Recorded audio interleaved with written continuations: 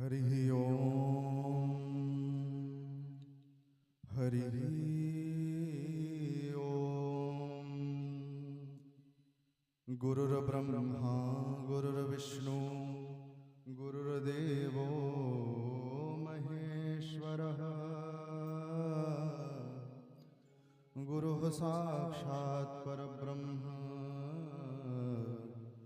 तस्मै श्री गुरुवे नमः। वरहापीडं नटवरवपुः कर्णयोः कर्णिकारम् विप्रदवासः कनककपिशं वैजयन्तीं च मालाम्।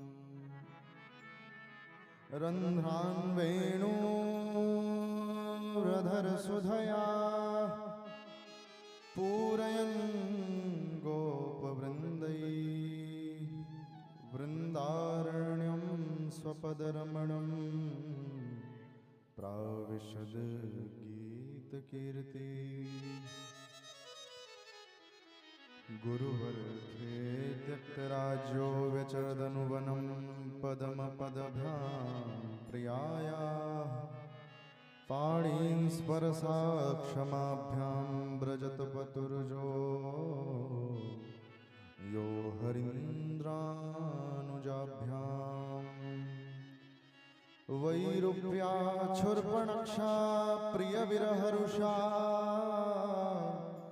रोपितब्रूविजम्र त्रिस्ताब्दिर्बद्धसेतुः खलदवदहनः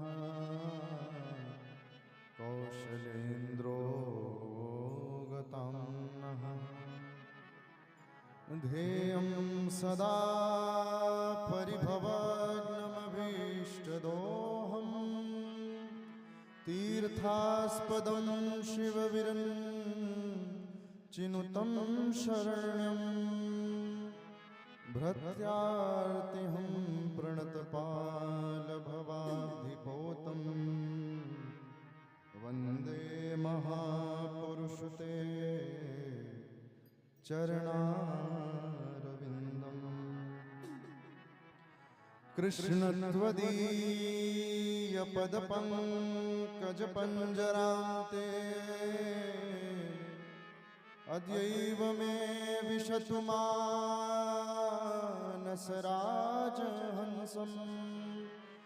प्राणप्रयाणसमये कफवातपित्तैः कण्ठाविरोधनविधो स्मरणं कुतस्ते।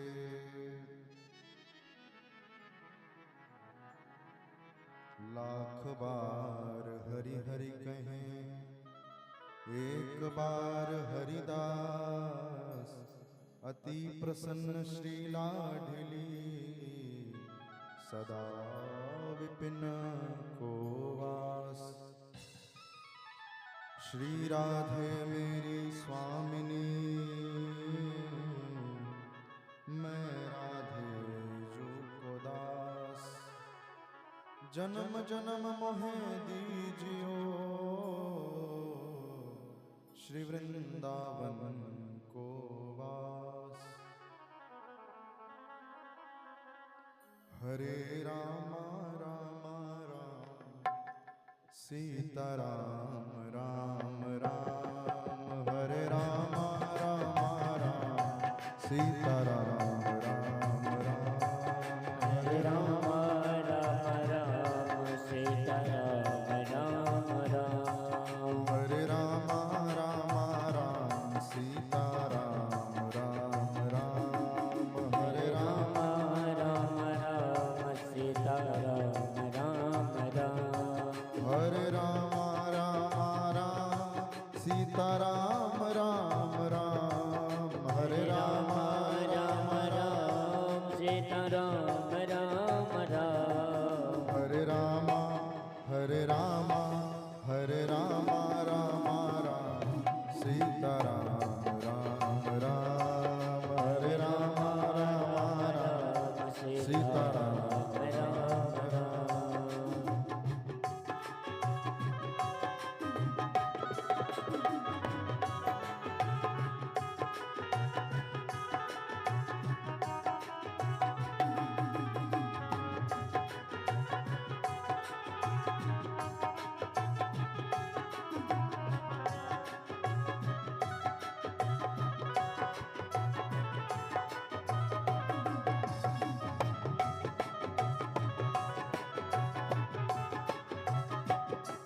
हरे राम राम राम सीताराम राम राम हरे राम राम राम सीता राम राम राम।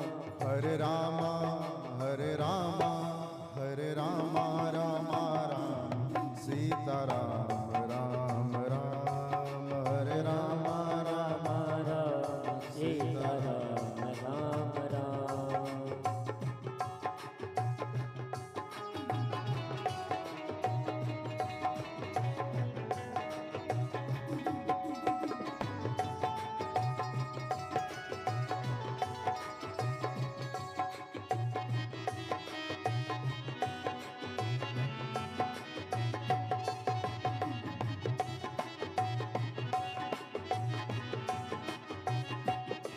हरे राम राम राम सीताराम राम राम हरे राम राम राम सीताराम राम राम। हरे राम राम राम सीताराम राम राम सीताराम राम राम सीताराम राम। बोलो वृंदावन बिहारी लाल की जय हो। रामचंद्र भगवान की जय हो। वृंदावन बिहारी लाल की जय हो। जय जय श्री राधे। बड़ी ही सुंदर चर्चा आपने आज दोपहर के समय में गोवर्धन लीला की सुनी। इस संसार में जिसको पद मिल जाए और पद मिलने के बाद में अभिमान ना आए, कोई पैदा नहीं। ऐसे ही इंद्र को इंद्रासन मिला और अहंकार आ गया। अहंकार आ गया तो किसकी परीक्षा लेने पहुंच गए? कृष्ण जी की। कहने लगे ये साधारण सा ग्वाल बाल हमारी पूजा बंद कराए दे रहा है, ये भगवान कैसे हो सकते हैं? ये गोपी ग्वाल बाल के साथ खेलने वाले इनके कहने पे हमारी पूजा बंद करवा दी। तो अभिमान हो गया इंद्र को। वर्षा करा दी गोकुल में।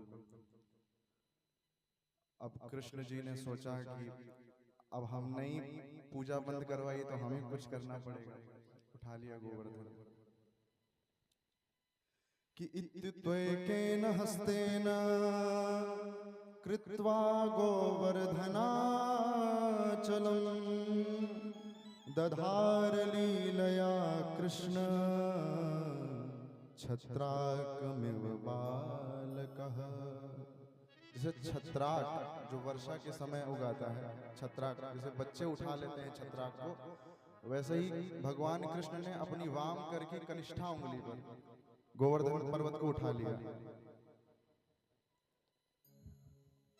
और पूरे गोकुल की रक्षा की भगवान कृष्ण ने। गोपी ग्वाल बाल सब ये सब जब लीला हो गई, ये जब इंद्र ने क्षमा आकर के मांगा, ये सब होने के बाद में गोपी ग्वाल बाल सब आपस में कहने लगे, अरे इतना बल कहाँ से आ गया कन्हैया में?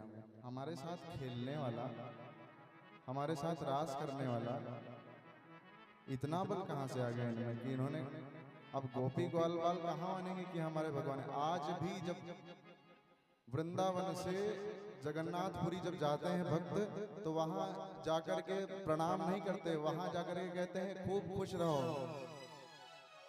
ये जगन्नाथ भगवान को जाकर के आशीर्वाद देते हैं। क्यों? क्योंकि मानते हैं कि हमारे परिवार के ही हैं। और हम इनके बड़े बुजुर्ग हैं, जाकर के कहते हैं खूब आनंद करो। वहां आशीर्वाद, वहां दर्शन करने नहीं जाते हैं, दर्शन करवाने जाते हैं अपने। तो यही प्रेम और वात्सल्य भगवान के प्रति गोकुल के भक्तों का, गोपी ग्वाल वालों का। तो चर्चा करने लगे कि ये कन्हैया में इतना कहां से बल आ गया कि उठा लिया गोद में। तो कहते हैं चलो उन्हीं से पूछते हैं। पहुंचे, बोले कन्हैया कि तुमने इतनी आसानी से, वो भी अपने बाएं हाथ पे, सीधे हाथ में जितनी पावर होती, जितनी शक्ति होती, उतनी उल्टे हाथ में नहीं होती, और वो भी सबसे छोटी उंगली से उठा। कहा कि न तुमने दोनों हाथ लगाए, न पूरा हाथ ही लगाया, केवल छोटी सी उंगली, अपनी कनिष्ठा उंगली पे उठा लिया। कहा इतनी शक्ति कहां से आ गई? तो कन्हैया जी ने कहा कि ये सब कृपा आप ही लोगों की तो है। कहा कैसे? कि कहा कछु माखन को बल बढ़्यो, कछु गोपन करी सहाय। और सबसे जो इम्पोर्टेंट वाला पार्ट, श्री राधे जू की कृपा से मैंने गोवर्धन लियो उठाए। ये सब आप ही की कृपा से हुआ है। आप लोग नहीं अपनी लाठी लगाते अपने गोवर्धन में, ये कहां से उठने वाला था? और सबसे बड़ी कृपा तो राधा रानी की। राधा रानी नहीं होती, हमारे सामने ना खड़ी होती, कैसे उठाते? और राधा रानी कोई प्रियसी नहीं है भगवान की। आत्मा तू राधिका तस्य तैव रमणादसु। आत्मा है, आह्लादनी शक्ति है भगवान कृष्ण। आजकल ये गर्लफ्रेंड बॉयफ्रेंड वाला नहीं सिस्टम था वहां पे। भगवान कृष्ण की आत्मा है राधा रानी। शक्ति के बिना हर कोई अधूरा है, तो शक्ति है।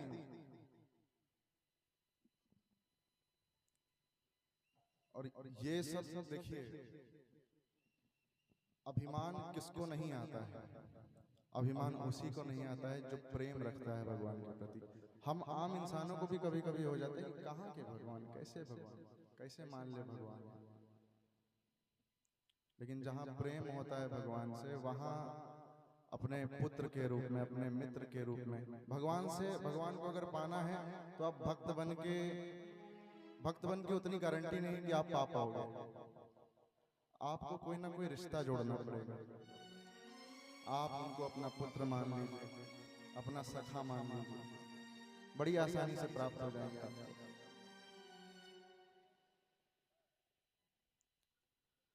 तो भगवान से जितना आप प्रेम कर सकते हैं, प्रेम के बलबूते पे जितना भगवान को प्राप्त कर सकते हैं, उतना तप के बल पर बिल्कुल नहीं। ज्ञान मार्ग अत्यंत, देखिए दो मार्ग हैं, एक भक्ति मार्ग है, एक ज्ञान मार्ग है। तो ज्ञानी तो आप नहीं बन सकते, एक कलयुग में तो बिल्कुल नहीं बन सकते। तो ज्ञान मार्ग तो बड़ा कठिन है, भक्ति मार्ग बड़ा सरल है। और भक्ति मार्ग में भी दो मार्ग हैं, निर्गुण भक्ति शाखा और सगुण भक्ति शाखा। निर्गुण भक्ति शाखा भी बड़ी कठिन है। निर्गुण मतलब जिसमें भगवान का कोई स्वरूप नहीं। और सगुण भगवान, देखिए सगुण में क्या अंतर है और निर्गुण में क्या अंतर है। सगुण में क्या होता है कि मूर्ति में कोई भगवान नहीं होते, कोई भगवान नहीं। मूर्ति में जब तक आपका भाव नहीं होगा तब तक भगवान नहीं आ सकते उसमें। भगवान कहते हैं न देवो न विद्यते काष्ठे पाषाणे न मृण्मये भावो ही विद्यते देवो तस्मात् भावो ही कारण। अर्थात देवो न विद्यते काष्ठे, भगवान काष्ठ में नहीं है, न पत्थर में है, न लकड़ी में है।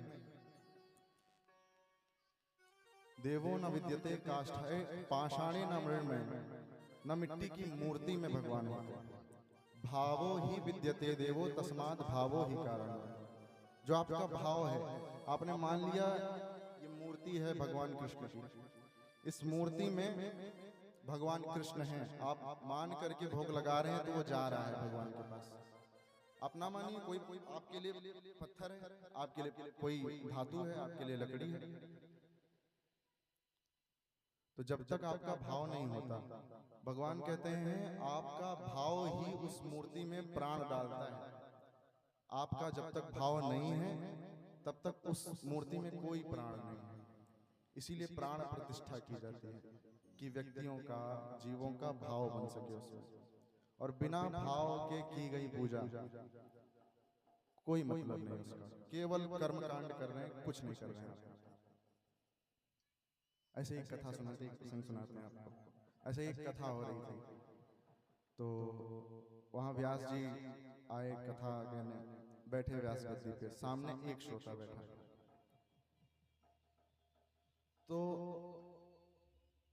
वो श्रोता बैठा हुआ, अब व्यास जी आए बड़े खराब मन से, किसको कथा सुनाई, इनको एक कहाँ से कथा सुनाए, क्या अब कथा सुनाने का मतलब ही क्या है।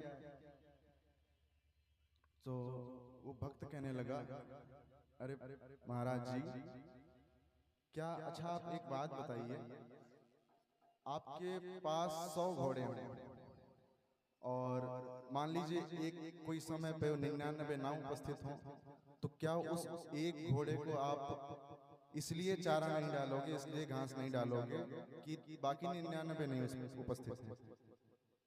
कहा नहीं, ऐसा तो नहीं करेंगे, उसको तो देंगे घास। का इसी तरीके से हम इतने भाव से आए हैं कथा सुनने, तो क्या और श्रोता नहीं है तो क्या आप हमको कथा नहीं सुनाएंगे?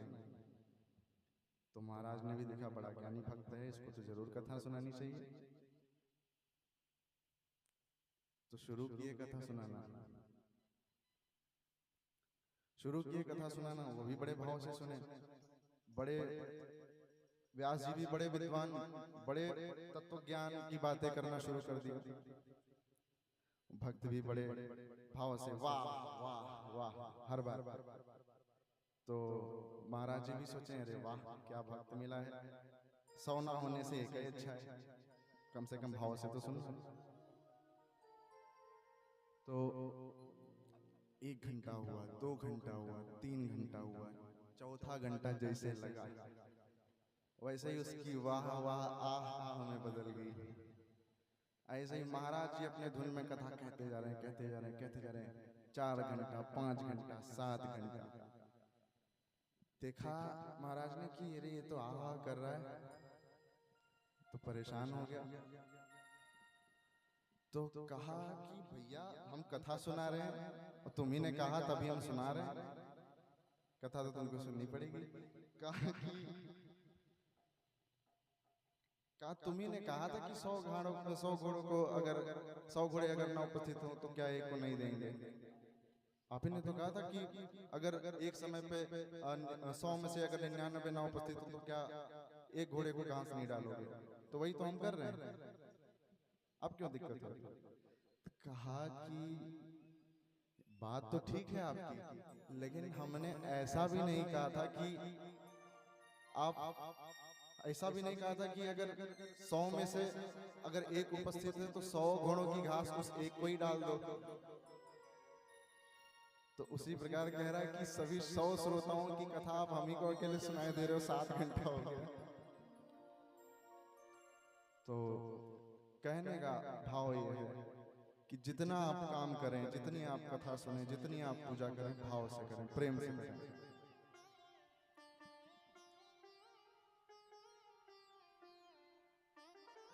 भगवान को आप भगवान मानकर कभी नहीं पा सकते, इसीलिए भगवान में प्रेम रखिए, रिश्ता बना करके प्रेम कीजिए। पुत्र मान लीजिए, मित्र मान लीजिए, सखा मान लीजिए, कुछ भी मान लीजिए, भगवान मान करके पाना बड़ा कठिन है। देखिए उन्होंने, इंद्र ने भगवान माना, अभिमान हो गया,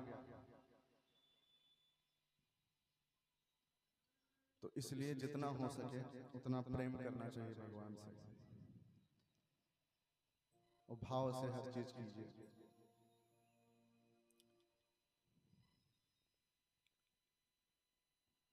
आइए आपको एक भजन सुनाते हैं।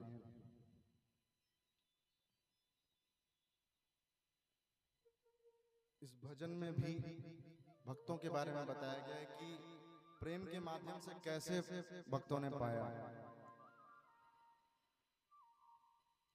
कि बांधा था द्रौपदी ने तुम्हें चार तार में, तुम्हें चार तार में, कुब जान लिया बांध एक पुष्पहार में।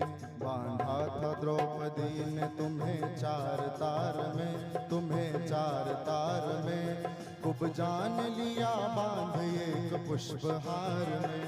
बांधा था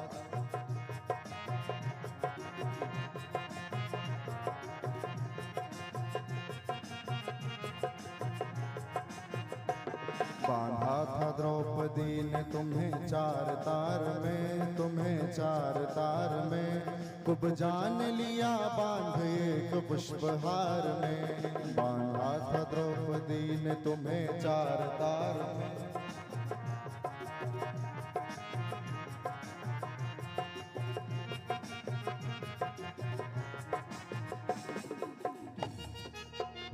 बांधा था द्रौपदी ने तुम्हें चार तार में, तार नहीं, यहाँ तार इसलिए कहा गया है। एक बार क्या हुआ कि शिशुपाल का जब वध किया भगवान ने, तब सुदर्शन चक्र छोड़ते ही भगवान की उंगली में हल्की सी चोट आ गई सुदर्शन चक्र से। तो द्रौपदी जी ने तुरंत अपनी साड़ी के पल्लू से एक चिट फाड़ करके भगवान कृष्ण के उंगली में बांध दी। उस समय भगवान कृष्ण ने कहा कि ये तुम्हारी जो कृपा है, करुणा है, इसका जरूर हम फर्ज अदा करेंगे। वही ये जो चार तार हैं जो बांधे अपने पल्लू पे। उसके बाद जब चीर हरण हो रहा था द्रौपदी का, तो भरी सभा में कृष्ण आकर के द्रौपदी जी की लाज बचाई। सभा में सब उपस्थित थे, कोई नहीं आया। तब उनके गुरु ने इशारा किया कि उनका सहारा लीजिए। पहले तो अपनी ताकत लगा रही थी साड़ी पकड़ के, अब छोड़ दिया। अब भगवान कृष्ण की तरफ हाथ कर लिया ऊपर ऐसे। और कृष्ण आकर के चीर बढ़ाने लगे, बढ़ाते रहे, वो खींचते रहे, खींचते थक गए, चीर हरण नहीं हो पाए। तो यही बांधा था द्रौपदी ने तुम्हें चार तार में, कुब जान लिया बांध एक पुष्पहार में। बांधा था द्रौपदी ने तुम्हें चार तार में, कुब जान लिया बांध एक पुष्पहार में।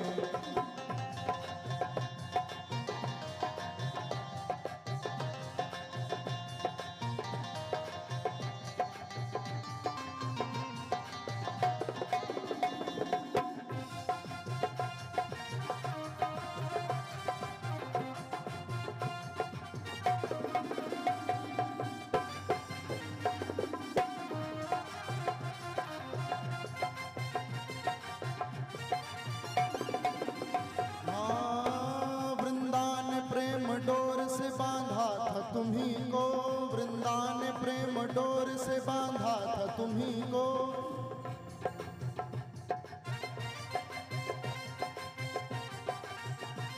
वृंदावन प्रेम डोर से बांधा था, तुम्ही को वृंदावन प्रेम डोर से बांधा था, तुम्ही को वृषभानु किशोरी ने तुम्हें एक प्यार में बांधा था। द्रौपदी ने तुम्हें चार तार में, तुम्हें चार तार में, कुब जान लिया बांध एक पुष्पहार में। बांधा था द्रौपदी ने।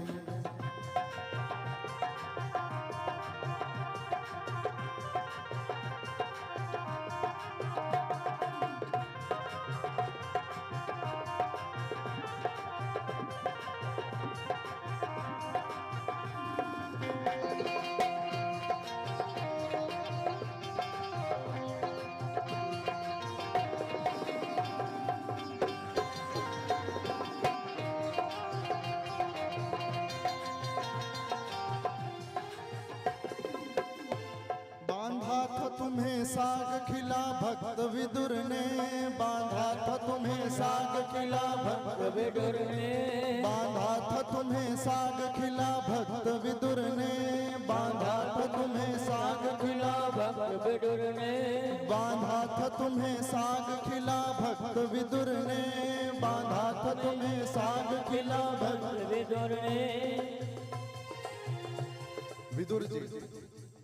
विदुर जी के घर जाकर के साग खाए थे कच्चा। दुर्योधन ने बुलाया था, 56 भोग जहां मिल रहे थे, अहंकार में बुलाया था तो नहीं गए, और प्रेम से बुलाया विदुर जी ने, चले गए साग खाने। तो इसीलिए प्रेम की महत्ता है, भगवान से प्रेम इसीलिए करना चाहिए। बांधा था तुम्हें साग खिला भक्त विदुर ने, बांधा था तुम्हें साग खिला भक्त विदुर ने, गड़िकान सुआराम पढ़ोगी पुकार में, गड़िकान सुआराम पढ़ोगी पुकार में। बांधा था तुम्हें, बांधा था तुम्हें, बांधा था द्रौपदी ने तुम्हें 4 तार में, कुब जान लिया बांधे एक पुष्पहार में। बांधा था द्रौपदी ने तुम्हें 4 तार में, कुब जान लिया बांधे एक पुष्पहार में।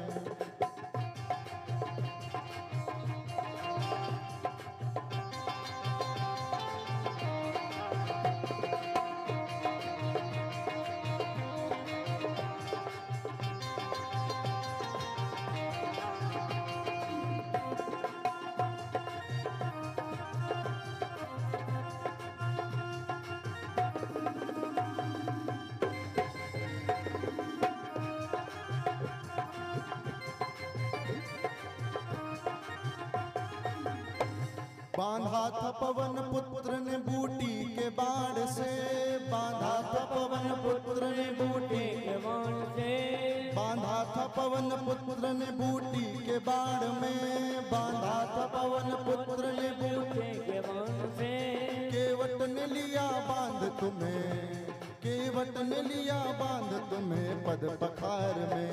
बांधा था द्रौपदी ने तुम्हें 4 तार में, कुब जान लिया बांधे एक पुष्पहार में। कुब जान बांधने आएंगे पुष्पहार में।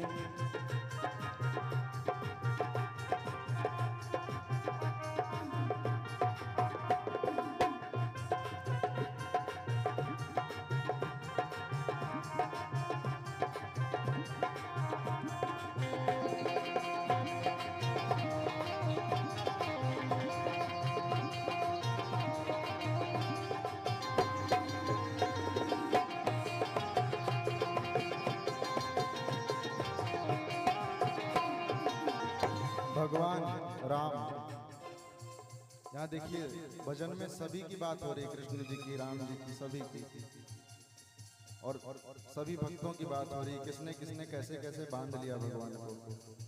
बहुतों ने सोने की जंजीर में बांधने का प्रयास किया, भगवान नहीं बंधे।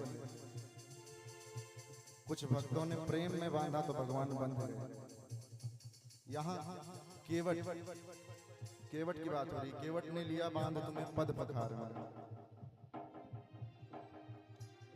जब भगवान राम नदी पार करने जा रहे थे, निषाद जी क्या होते हुए जब गए तो केवट जी मिल आए थे पहले निषाद जी से कि भगवान राम जब सुबह नदी पार करेंगे तब देखिए एक केवट जो थे वो निषाद जी के यहाँ काम करते थे, पहरेदार थे, भगवान राम के बहुत बड़े भक्त थे। तो कहने लगे कि इस माह का वेतन हमें ना देना, लेकिन एक हमारी इच्छा पूरी कर दीजिए निषाद जी। बोले क्या करनी है? कहने लगे कि सुबह जब राम जी नदी पार करने जाएंगे तो वहां और कोई मल्लाह होगा नहीं सिवाय हमारे। ठीक है, हमें क्या दिक्कत है? ठीक। सुबह हुई, राम जी पहुंचे। अब केवट जी को पद पखारने थे राम जी। तो भगवान से हास विहास करने लगे, कहने लगे हम सब जानते हैं आपका मर्म। लक्ष्मण जी साथ में थे, कहे कि हम इतने दिनों से इनके साथ में हम नहीं जान पाए इनका मर्म और ये जान गए। सुन के वट के बचन सुनी, प्रेम लपेटे अटपटे। भगवान राम केवट जी के वचन ऐसे सुन रहे जैसे एक पिता अपने छोटे से पुत्र के तोतली वाणी को सुनता है। क्यों सुन रहे हैं? क्योंकि बड़े प्रेम से ही मजाक कर रहे हैं, उनसे हास विहास कर रहे हैं। कह रहे हैं कि हम सब जानते हैं आप पत्थर के ऊपर पैर रखे थे, अपनी रज डाल दिए थे तो वो नारी बन गई। तो कहीं मेरी नाव पे आपके चरण के रज पड़ गई, छू भी गई तो ये नारी बन जाएगी। और हमारा तो ब्याह भी हो चुका है, हम नारी करेंगे क्या? और हमारी जीविका भी यही है, हमारी जीविका केवल यही नाव चला करके ही हम अपने परिवार का पालन पोषण करते हैं। यही नहीं होगी तो हम करेंगे क्या? कि पात भरी सहरी सकल सुत वारे वारे, केवट की जाति कछु वेद ना पढ़ाई हो। हमने तो वेद पुराण भी नहीं पढ़े कि हम कर्मकांड करके अपना जीवन यापन कर लेंगे। और यही एक नाव है, इसी पे हमारे पूरे परिवार का, पत्नी बच्चे सभी का इसी से पालन पोषण होता है। तो अगर आपने इसके ऊपर पैर रख दिया तो ये भी नारी बन जाएगी। तो बिना पैर धोए हम आपको इस पे पैर रखने नहीं देंगे। भगवान से ये सब हास विहास वाली बातें क्यों कर रहे थे केवट? केवट जी को ये पता है कि जब से वनवास हुआ है तब से भगवान राम एक भी बार हंसे नहीं हैं। जब से घर से निकले हैं कष्ट ही सहते हुए आ रहे हैं। तो केवट जी सोच रहे हैं कि हम ऐसा कुछ बोल दें कि भगवान बस एक बार हंस दें। भगवान की मुस्कान देखना चाह रहे थे केवट जी। तो इसीलिए प्रेम लपेटे अटपटे वचन कह रहे थे। सोच रहे थे कि भगवान एक बार हंस दें, इनका हंसता हुआ चेहरा एक बार हम अच्छे से निहार लें, फिर ये चले जाएं, फिर कोई बात नहीं। इतने सुंदर राम जी हैं कि उनकी एक मुस्कान के लिए केवट जी हास विहास कर रहे हैं भगवान से। और भगवान राम भी बड़े ही प्रेम से सुन रहे हैं। तो पद पखारे और फिर पार कराया नाव से। तो कहने का भाव यही है कि प्रेम बढ़ाइए भगवान में। बांधा था द्रौपदी ने तुम्हें चार तार में, तुम्हें चार तार में, कुब जान लिया बांध एक पुष्पहार में। बांधा था द्रौपदी ने तुम्हें चार तार में, तुम्हें चार तार में, कुब जान लिया बांध एक पुष्पहार में। दो अक्षरों के नाम से प्रहलाद ने बांधा, दो अक्षरों के नाम से प्रहलाद ने बांधा। शबरी ने लिया बांध तुम्हें बेर चार में। बांधा था द्रौपदी में तुम्हें चार तार में, तुम्हें चार तार में, खूब जान लिया बांध एक पुष्पहार में।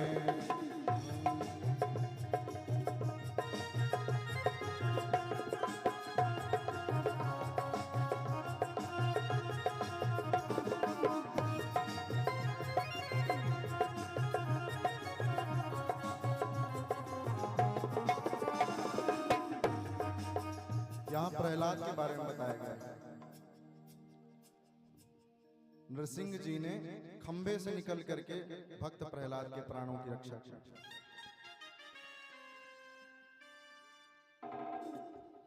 हिरण्यकशिपु का वध किया और प्रहलाद को राज्य सौंप दिया। जब हिरण्यकशिपु के प्राणों को हरण कर लिया नरसिंह जी ने, तो प्रहलाद अपने भक्त को भगवान ने गोद में बैठा लिया। गोद में बैठाया तो प्रहलाद जी कहने लगे कि प्रभु आप हाथ देख लेते हो?